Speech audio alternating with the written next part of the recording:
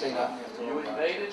Okay, I'm turning this over now to, yeah, Manny? You might mention that Deskina is with the Mediterranean Quarterly and that she's an editor with that publication. Thanks, you just did it. Yeah. Now, and there's also some copies of the Yes, quarterly there are here, some copies. which just being brought, and by all means, feel free to take one at the desk in the back. You're welcome to pick one. Thank you. Okay. It's very good, by the way. Manny gave me a copy of it, and I read it, and it was very, very good, so it's definitely worth checking out. Okay, so let's have a nice welcome for... Do I need a mic? It's up to you. Can you hear me? Yes. Use the mic. Better? Use the mic? It's better this way? Yes, it's better. Okay. Use the mic. We are all at the Let's age see. we need some assistance. Okay. President of the Solon Society, Dr. Dionu, members of the board, ladies and gentlemen, good evening. It's a great pleasure to be with you tonight, and I thank you for inviting me. A special thank you goes to Mr. Michael Roussanos for making this possible. Well, I was born in Thessaloniki, graduated from Anatolia College, together with my friend Julia. Was awarded a scholarship, came to the United States to study at the age of 18, and have lived in the Washington, D.C. area ever since. Over the many years that I've been in this country, I have found out that many people do not know much about Asia Minor, or they are rather confused about the few things they know. I will mention one rather interesting incident that happened years ago in the late 1990s. It was during the month of December when Andy Rooney of 60 Minutes talked about who Santa Claus was, and he said that Santa Claus was St. Nicholas, a Turkish bishop. Needless to say that I immediately sent a letter to CBS and urged friends to do the same.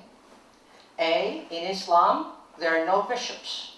And B, the land that St. Nicholas was born in 270 AD, was not Turkish at the time, it was Greek. Well, 2 weeks later, Mr. Rooney apologized for his error on the air in a rather arrogant way, being upset with Greek American viewers who complained, as he said. More recently, I came across an article written on December 6, 2009, by CNA, that's the Catholic News Agency, stating the same thing.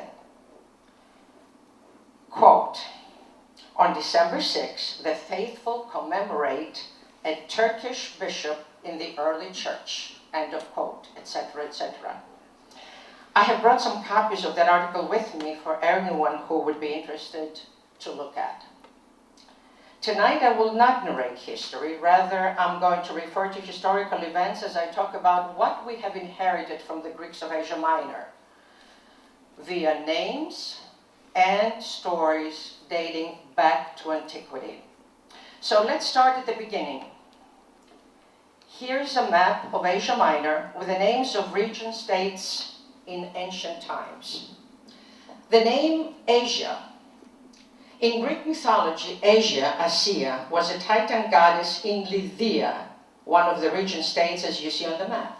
Titans, Titanes, were a race of powerful deities, Theotites, descendants of Yi and Uranos, earth and sky. The Titans were overthrown by a race of younger gods, the Olympians, during a Titanomachia, War of the Titans. When this area was conquered by the Romans, Lydia became a province of the Roman Empire with the name Asia. The name Asia Minor was given to the area as we know it by the author Pavlos Orosios in the 4th century AD. We also hear the name Anatolia when referring to this region. Constantinos Porphyrogenitos, emperor of the Macedonian dynasty of the Byzantine Empire in the 9th century AD, referred to Asia Minor as Anatolikon Thema, Eastern Thema, from the Greek words Anatoli, meaning east, and Thema, administrative division, placing this region, Asia Minor, to the east of Byzantium, while Europe was lying to the west. Anatolia then became Anatolia, and the Turks call it Anadolu. You might come across an etymology Turks give to the word Anadolu. Ana in Turkish means mother, Dolu means full, and the word Anadolu is interpreted as mother's full embrace. Several years ago, when I went to a party at a friend's house, the host introduced me to a lady from out of town, saying, "This is Mrs. Christ, and this is Despina Skenderis." Within seconds, Mrs. Christ said, "Are you from Asia Minor?" I was stunned. I thought, where did that come from? Yes, I told her, but how did you know? We just met. She said, "It's your name, Despina. It's a very common name among Greeks from Asia Minor, and almost all Despinas have roots from that part of the world." And yes, my father was born in Amissos, now known as Samson or Samsus, on the coast of the Black Sea in Pontus. He was not Pontius though. His grandparents had moved there from Caesarea of Cappadocia. They were Karamanlides. I will get back to the word Karamanlis. My mother was from Prusa, now known as Bursa. Now, how did the city get its name? In 202 BC, Philip V of Macedonia, having won a battle in the area where Prusa is, he granted the city called Chios at the time to Prusias, king of Bithynia, the region is shown on the map, for helping Philip in that battle, and King Prusias renamed the city after himself as Prusa. As about the Turkish name, Samson, for the ancient city of Amissos, here's how it evolved. The statement, "I'm going to Amissos," in Greek was "Pηγαίνω εις Amisson." Εις Amisson became εις Samson, and then Samson. Similarly, the Turkish name Istanbul for the city of Constantinople, which was Ipoli, the city. So I'm going to the city, πηγαίνω εις την πόλην, εις την Istanbul in Turkish. The city now known as Izmir, Smyrni, is Smyrnin, is Smyrn, Izmir in Turkish. Now, what about the word Karamanlis or Karamanlides that I mentioned previously? Well, the dynasty of the Karamans emigrated to the area of Cappadocia from Azerbaijan during the 13th century. They expanded the territory, fought many wars with the Ottomans, and the Karamanid state was eventually eliminated by the Ottomans in 1487. The name of the Karamans, though, has remained to this day. Karamanlı is a person from the Karaman area, meaning Cappadocia. The suffix "lı" in Turkish means from. Through centuries of Turkish occupation, we adopted that suffix, and we changed it to "lis," since there is no sound in Greek. So Karamanlis is someone from the area of Karaman, meaning Cappadocia. Since Greece is surrounded by water, the sea has always played an important role in its history. The ancient Greeks were active seamen seeking opportunities for trade and founding new independent colonies at coastal sites across the Mediterranean Sea. By the 7th and 6th centuries BC, Greek colonies and settlements stretched all the way from Western Asia Minor to southern Italy, Sicily, and North Africa. So, 11th century BC, Greeks colonized the eastern coast of the Aegean Sea. 10th century BC, Greeks found Miletos, not far from the island of Samos. And here is the map. The city of Miletos was considered the greatest Greek metropolis, and its people had founded more colonies than any other city. Among them were Amissos, Sinope, Trapezus, and many more. Miletos' name today is Millet, after deleting the last two letters from the ancient name. It just happens, though, that in Turkish, Millet means people, kosmos, laos. So, it sounds Turkish. Thales, the Greek philosopher, who is considered the founder of Greek science, mathematics, geometry, and philosophy, was from Miletos. And according to Herodotus, Thales predicted the year of the May 28, 585 BC solar eclipse. 700 BC, Greek colonization spreads to southern Italy. 657 BC, the city-state of Megara in Peloponnesus founds Byzantium. The immigration effectively ceased in the 6th century, by which time the Greek world had culturally and linguistically become much larger than the area of present-day Greece. Greek colonies were not politically controlled by their founding cities, but they did retain religious and commercial links with them. So, Greeks have been living in Asia Minor, in today's Turkey, for over 3,000 years. After the Ottoman Turks conquered the area, names of many cities were changed or semi-changed to sound Turkish. Some, though, have not, like Amasya, Marmara, Kütahya, Menemeni, and others. And some geographic areas still bear their Greek names since the ancient times, revealing the past. Let's start with the Black Sea.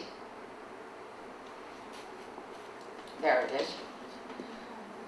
Strabon, who was born in 64 BC in Amasya, was a Greek historian, philosopher, and geographer.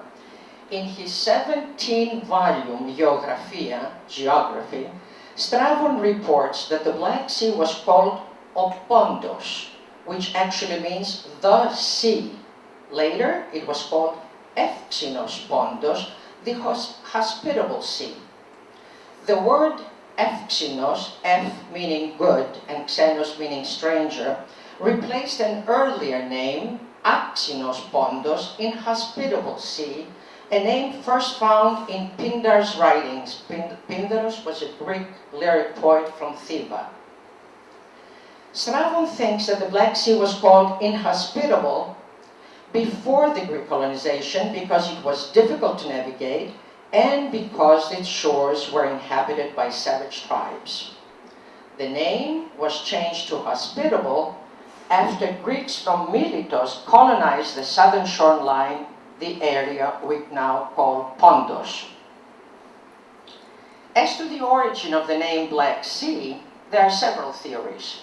One theory is that the Black Sea is the world's largest meromictic basin, where the deep waters do not mix with the upper layers of water that receive oxygen from the atmosphere, and that makes the water appear darker. Another theory is the intense fog that develops over the Black Sea, absorbs light, making the water appear black. The last theory for the name Black Sea is because it was a sea of death. Sailors of long ago, if caught in a storm, usually died because of the absence of islands, thus no harbors, as well as the ferocity of the storms. I mentioned the land named Pontos, as you see on the map. It is the strip of land on the southern coast of the Black Sea. The region was first spoken of as the country on the Pontos, Efxinos Pontos, in the expedition of Cyrus by Xenophon, Kyrou Anavasis to Xenophontos.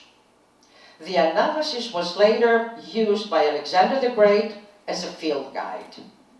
Now, on our way to the Aegean Sea, we first pass through the Bosporus Strait, τα στενά του Βοσπόρου.